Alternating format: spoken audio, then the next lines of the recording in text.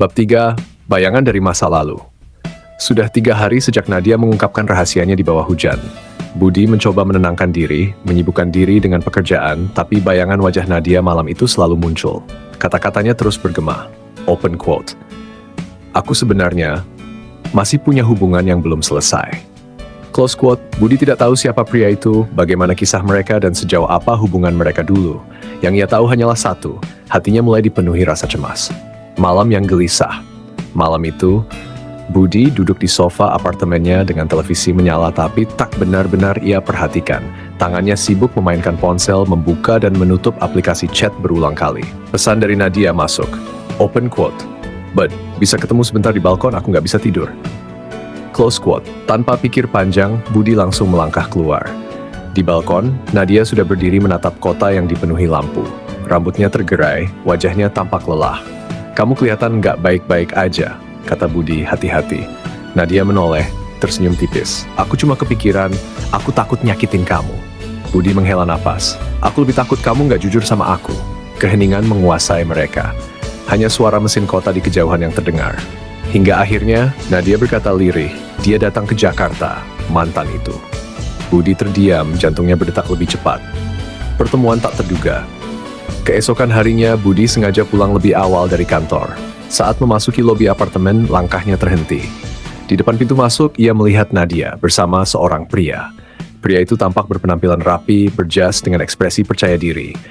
Ia berdiri terlalu dekat dengan Nadia, berbicara dengan nada yang terdengar akrab. Nadia terlihat gelisah, namun tidak menjauh. Budi hanya bisa berdiri menatap dari jauh. Ada rasa panas di dadanya bercampur antara marah dan takut. Ia ingin menghampiri, tapi kakinya seakan terpaku. Akhirnya, pria itu pergi, meninggalkan Nadia yang masih terdiam di depan pintu. Budi baru menghampiri setelah pria itu menghilang dari pandangan. Nad, siapa dia? Suara Budi bergetar, meski ia berusaha terdengar tenang. Nadia menunduk. Dia, Arman, orang yang aku ceritain kemarin. Budi menatapnya lama. Ada ribuan pertanyaan di kepalanya, tapi hanya satu yang keluar. Kamu masih sayang sama dia? Nadia terdiam. Matanya berkaca-kaca. Aku nggak tahu, Bud. Tapi yang aku tahu, sekarang aku butuh kamu. Luka dan kepercayaan. Malam itu, Budi kembali ke unitnya dengan hati yang semakin kacau. Ia menutup mata, tapi bayangan pria bernama Arman itu muncul. Tinggi, tampan, percaya diri, sosok yang mungkin lebih segalanya dibanding dirinya. Ia mulai bertanya pada diri sendiri, apakah aku cukup untuk Nadia? Namun di balik keraguan itu ada ingatan akan genggaman tangan Nadia di balkon, tatapan tulusnya saat mengaku takut kehilangan. Budi menggenggam tangannya sendiri seakan masih merasakan sentuhan itu. Keputusan harus ia buat, mundur sebelum terluka lebih dalam atau bertahan dengan risiko hatinya hancur. Dan untuk pertama kalinya Budi menyadari, mencintai seseorang berarti siap menerima luka yang mungkin datang.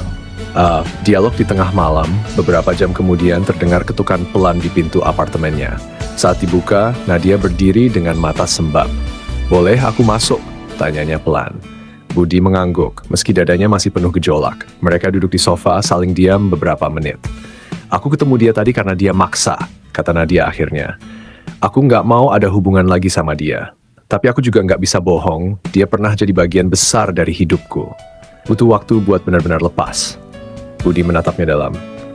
Aku nggak minta kamu lupa secepat itu, Nad. Aku cuma mau tahu, di hatimu, aku ada atau enggak? Nadia menggenggam tangannya erat. Kamu ada. Justru itu yang bikin aku takut. Aku takut kehilangan kamu lebih daripada aku takut sama masa lalu. Budi menarik napas panjang. Ada sedikit kelegaan meski luka itu belum benar-benar sembuh. Ia mengelus tangan Nadia perlahan. Kalau begitu, ayo kita hadapi sama-sama. Tapi aku mohon satu hal, jangan pernah sembunyikan apapun lagi dariku. Nadia mengangguk, air mata jatuh membasahi pipinya. Aku janji. Akhir malam. Malam itu mereka duduk berdua dalam diam. Tidak ada ciuman, tidak ada pelukan, hanya genggaman tangan yang lebih erat dari sebelumnya. Di luar, hujan kembali turun. Seakan langit pun mengerti bahwa cinta sejati tidak selalu tentang momen indah, tetapi juga tentang keberanian untuk bertahan, meski bayangan masa lalu masih menghantui. Budi tahu perjalanan ini tidak akan mudah. Arman mungkin akan kembali, masalah mungkin akan muncul. Tapi di hatinya, ia sudah memilih. Bersama Nadia, apapun risikonya.